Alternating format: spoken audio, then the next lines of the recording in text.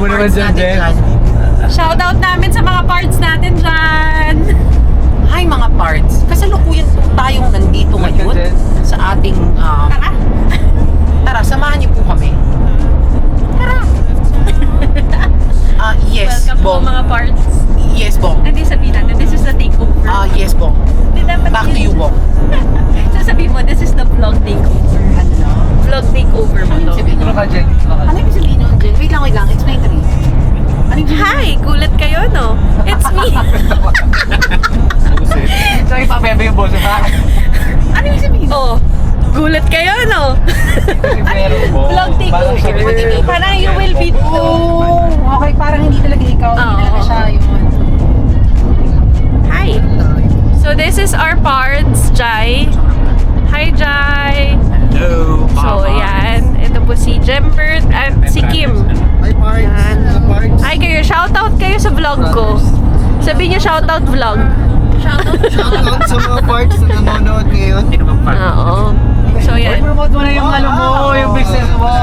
Pwede to mag-promote. Binigyan Para tayo sa ng mga ano. parts na interesadong tumikim ng aming produkto, kami ay buong pusong nais ipatikim sa inyo mga parts kung ano yung ibig sabihin ng dragon fruit. Ang madagta ng dragon fruit. Yes. So, guys, ito So marami kaming klase ng dragon fruit doon sa amin mga parts. Tikman nyo isa-isa. At sila mag-message. Yes. Ganun ka. Ganun ka. Just click the link below. Wow! Oh my gosh! So, teka, interviewin kita. So, anong pinagkaiba ng dragon fruit nyo sa dragon fruit sa SM? Unang-una, yung dragon fruit namin, we are sure na lahat ng ginagamit namin doon is all organic. Baka naman mahal yan, parts. Oo, baka mahal. Since kami mismo yung umahango, kami nagtanim at kami rin yung umaani. Alam nyo. Wholesale price. So, meron tayong minimum order and free delivery kapag pumunta kayo sa bahay kasi yun for now hindi pa kami nag-deliver. So, ano po pangalan ng shop nyo? Farm. Yung pangalan ng farm namin is yung The Ranch Next Door. So, this vlog is brought to you by The Ranch Next Door. The Dragon Fruit. The Ranch Yes. Next Door. Dragon fruit experts. Yeah. So, that's the expert and that's the dragon fruit. At parang iba yung kape. Gutom na kasi ako. So, yan guys. This is the vlog. Saan tayo punta, Jen? So, pupunta po kami ngayon sa Baguio, sa San Fernando, Pampanga. Ayan, parts, tingin ka dito. Yan. Sabi mo, tara. Let's go! Yan. Tapos, zoom in kita. Yan. Okay. Galing, pwede ka ng cameraman. Hindi ko lang ma-adjust to. Ano ba to? Good morning, Hindi, binabati wait. ko nga pala Hindi, mga ganito pamilya ka. ko. Ako nga pala si Claudine from Caloocan. Ulit. Hi ma, hi pa, nandito na ako ngayon. Welcome to the vlog. Ganito.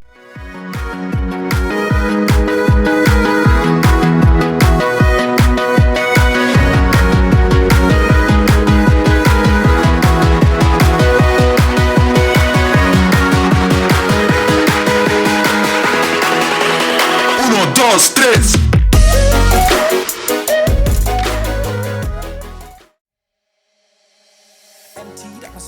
What's up mga pars? At eto na nga, nagbabalik na si Biyaherong Bong. Nakita nyo naman, ganun talaga. Ang tagal kasi namin hindi nakita-kita, kaya talaga namang nag-take over na sa ating vlog ang mga parts natin.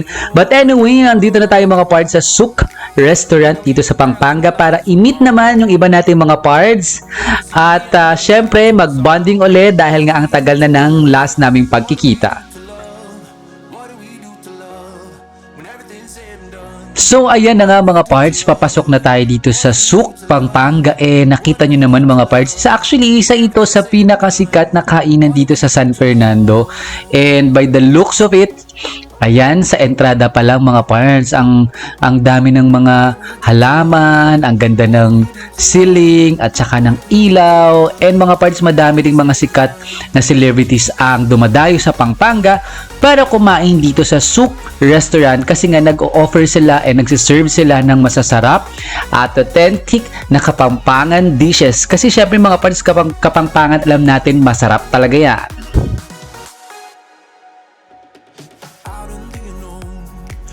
And mga parts, eto naman yung menu nila. Syempre, meron silang mga appetizers, meron din silang pasta, soup.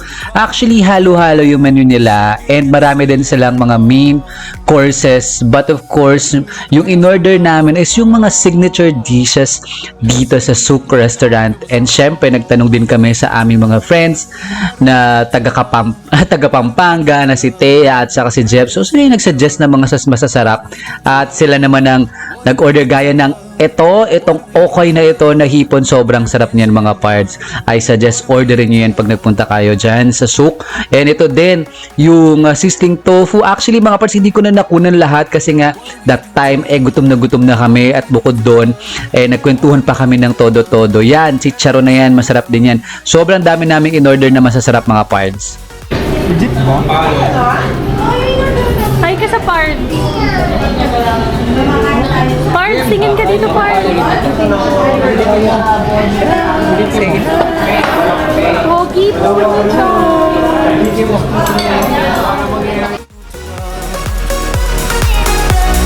What do we do to love? What do we do to love? When everything's said and done, what do we do to love? What do we do to love? What do we do to love? When everything's said and done, what do we do to love? What do we do to love? What do we do to love? When everything's said and done, what do we do to love?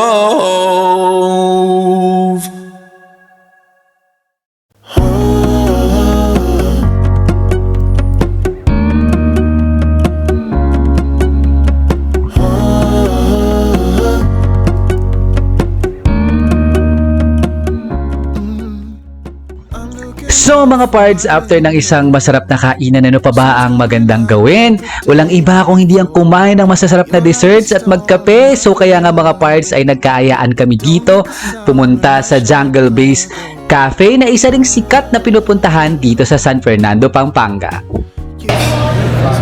Say to the vlog.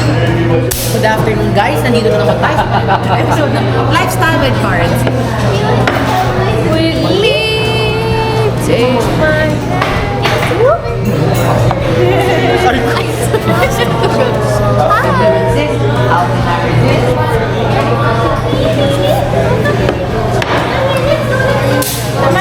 Sama kay tita. Oh. Kabilang vlog worthy yan. Ay, very vlog worthy.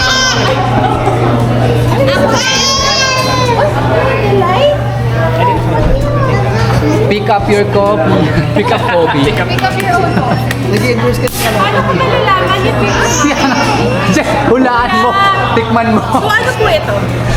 So, ang portion lang ito. Ano po siya? Paano po namin malalaman yung flavor? Thank you, Jeff. Happy birthday. Birthday, brother. Thank you. Matcha. Kay Jeff, Spanish latte. Kapsado ko to. Tres leches. Thank you. Alam mo, bakit alam mo? Nagtatrabaho siya dito. Nagtatrabaho siya dito. Business owner. Bingo. Chocolate. Sea salt mine. Very sea salt. This one daw is sea salt. Tres leches. Yes, coffee party. Go. Kanina pa yung isang stress na. Sea salt. Sea salt daw sikat. Ako pala. Sea salt. Welcome to the channel. So if you're stressed, Ang saya, daming kape. coffee. Uy, mag-thank you tayo kay Jeff. Happy birthday! Thank you, brother. Thank you, Jeff. Cheers! Guys, maganda na tayo hindi na inuman. Kaya, Sayawan yan sa Jeff, sayawan.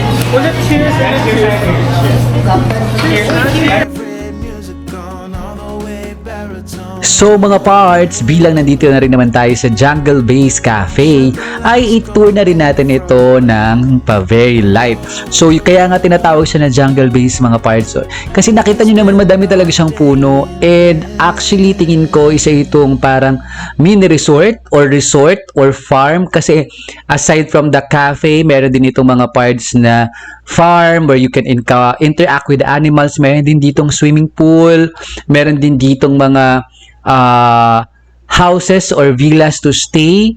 So I'm not sure lang mga parts, you can check their website or FB page para malaman nyo kung ano ang mga pwede nyo pang enjoy. Pero nung tinur namin itong Jungle Base Cafe, ang laki pa niya mga parts. And mga parts, wala namang bayad pa mamasyal dito sa loob ng Jungle Base Cafe or sa Jungle Base, kasi pag nag-order naman kayo ng pagkain doon sa cafe nila, meron na kayong access dito sa kanilang farm or resort. And actually mga parts, sobrang laki nito. Meron ba rin silang gym, meron silang badminton court, at madami pang iba. Laki ng puno, oh.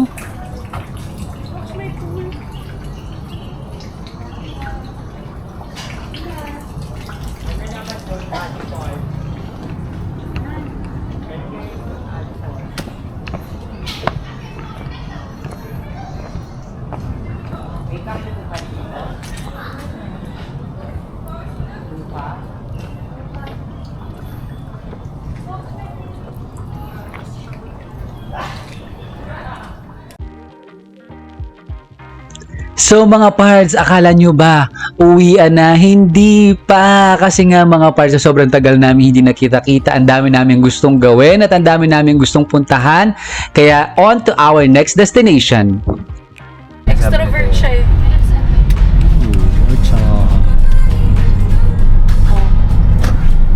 Hindi na tayo kakain ha.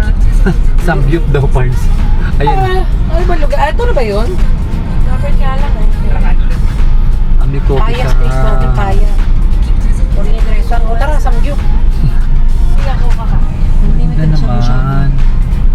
Dami na dito. Mas masarap sa Jiangnan. Jiangnan for life. Ano masarap sa Jiangnan?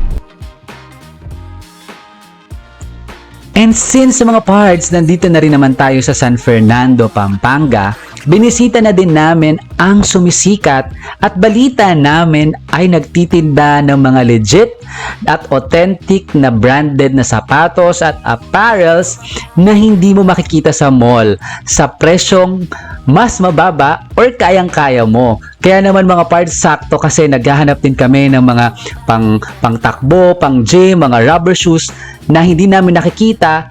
So nagpunta kami mga parts dito sa Drip Precision dito sa Orchard, San Fernando, Pampanga. Oh my God! Daming shoes!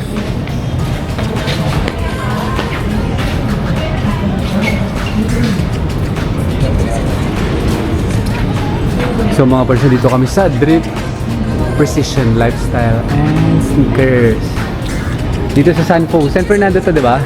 San po pa rin yata. Kasi naghahanap kami ng mga madami naghahanap ng Honor shoes, and actually madaming mga shoes ng mga sapatos.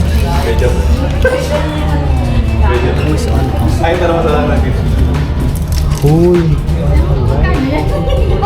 dito yung gusto ko. Gusto mo? Ayaw mo gusto mo? Jokes, meron yung ano. Oh my God! Ay! Pakita mo yung sapat. Ay, Hindi ko suot. Iba yung suot ko. Siya po yung bumili. Sila po yung may-ari. sila po.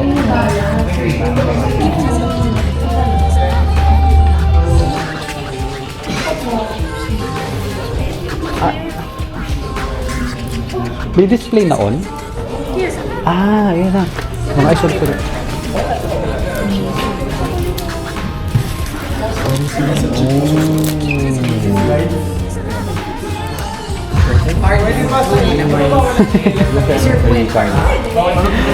Oh my God, meron silang on. Tumatakbo ba? Hindi. Sa gym, ano? Sa gym lang. Bike. Gusto Pili na. Bili tayo. Hali kayo. Ito po meron sila. This Meron din is sila nung New Balance na ano. New Balance something number. Uy, mas mura to. 8.5 lang. Ito nga, ito ba yung 6 to? Oh my God. Meron sila ng mga ano. Meron sila ng mga ibang colors. Yeah.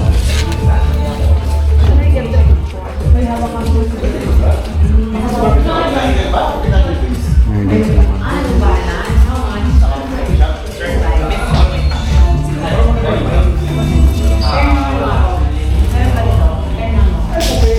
Sir, pwede po mag-video? Nag-video na.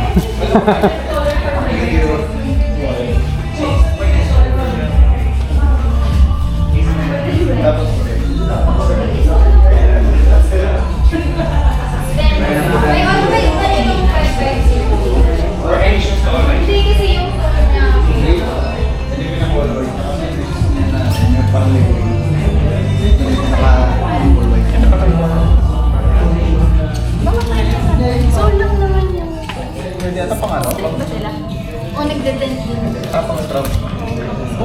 Kasi parang may ilan kami na... Try tayo pupunta dito. Sila dyan.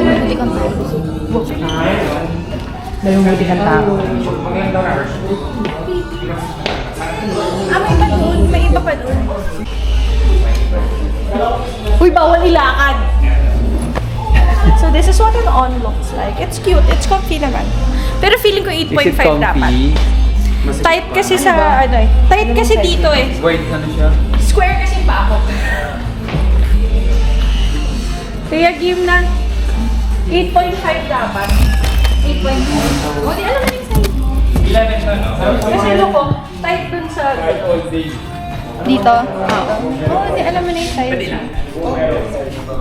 Sabihin, bibigyan ko. Ha? Hindi ko. Nakita ko lang. Elvis. Ayun yung gusto mo. Nag-curious lang kami. Actually, ito din. Kaso, Walang size. ito kasi, hindi, parehas. Pero ito kasi pwede kong gamitin sa workers, sa gym. Diba? Ang lakas kasi maka-gym eh. Any part, everyday and what? Yun kasi hindi, no? 8.5 bro. 8.5. 8.5? 3 days. Sabi lang. Todo na po yan, sir. Okay, pick ko. Okay. Ako, sandali po. Gamit mo eh. Sige, fine. Running shoes yan. Tapos yung pang gym mo, di ba nag-ano ka? Wala pa kung design ko. Akala ko. Niluwag na? Hindi kasi din sa Nayak. Bigla ako nahiya tuloy mag-vlog. Parang akala ko mag-vlog lang ako. Ang ganda ng ano na. Yung ba yung size? Yung isa. Ito yung... Ito yung... Hindi, ito yung sa akin talaga. Oh, guys, hindi ito yung binili ko, pero maganda din. Thank you po. Thank you, Spencer. Nobody told me to settle down. Day nights and late nights don't get around.